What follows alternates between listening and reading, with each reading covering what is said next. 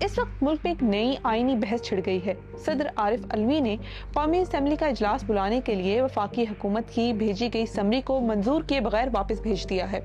تو اب اس کا کیا مطلب ہے اور آگے کیا ہوگا؟ اسمبلی کا سیشن الیکشن کے بعد کب بلانا ہوتا ہے؟ پاکستان پیپلز پارٹی کے رہنما شیریں رحمان نے ایک ٹویٹ میں کہا ہے کہ آئین کے آرٹیکل 91 کے شق نمبر 2 کے تحت قومی اسمبلی کو عام انتخابات کے دن سے 21 دن کے اندر اجلاس کرنا ہوتا ہے، اور اس شق کے تحت صدر قومی اسمبلی کا اجلاس پہلے بھی بلا سکتے ہیں۔ وہ یہ بھی کہتی ہیں کہ اس سے یہ واضح ہو جاتا ہے کہ صدر کے آئین کے آرٹیکل 54 کی شق 1 کے تحت قومی اسمبلی کے اجلاس کے لیے اختیارات کی 21 دن تک کی حد ہے، اور یہ بھی کہ صدر اجلاس بلانے سے متعلق کوئی شرط عائد نہیں کر سکتے۔ ڈیڈ لائن کے بعد بھی صدر اجلاس نہ بلائیں تو کیا ہوتا ہے؟ اس معاملے پر جب BBC نے قومی اسمبلی کے سیکریٹریٹ کے ایک اہلکار سے بات کی تو انہوں نے بتایا کہ صدر کے سمری واپس بھجوانے کے بعد وزارت پارلیمانی امور نگراں وزیر اعظم کو قومی اسمبلی کا سیشن بلوانے کے لیے سمری بھیجتے ہیں، جس پر وہ تجویز دے کر اسے قومی اسمبلی کے اسپیکر کو واپس بھیج دیتے ہیں، جس کے بعد قومی اسمبلی کا سیکریٹریٹ اجلاس بلانے کا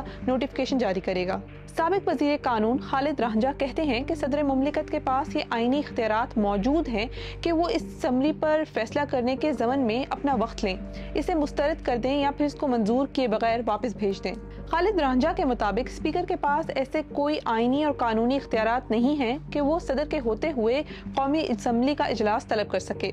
تاہم پاکستان مسلم لیگ نون کے رہنما سینیٹر اسحاق ڈار نے اس معاملے پر اپنی رائے دیتے ہوئے کہا کہ اگر صدر پاکستان نے قومی اسمبلی کا اجلاس نہ بلایا تو اسپیکر 29 فروری کو خود اجلاس طلب کر سکتے ہیں۔ ان کا کہنا تھا کہ آئین میں بڑا واضح ہے کہ اگر اجلاس نہیں بلایا جاتا تو 21ویں روز اسپیکر کو اجلاس بلانے کا اختیار ہے۔ ان کا کہنا تھا کہ صوبوں میں بھی اگر گورنر اجلاس نہیں بلاتا تو وہاں بھی یہی قانون لاگو ہوگا، تو پھر اجلاس بلائے گا کون؟ الیکشن کمیشن کے ایک سینئر اہلکار نے BBC کو بتایا کہ صدر مملکت کا اختیار ہے کہ وہ اجلاس طلب کریں، تاہم اگر وہ ایسا نہیں کرتے تو پھر آئین خاموش ہے اور اسپیکر کو بھی کہیں اس طرح کا اجلاس طلب کرنے کی اجازت کا ذکر نہیں کیا گیا ہے۔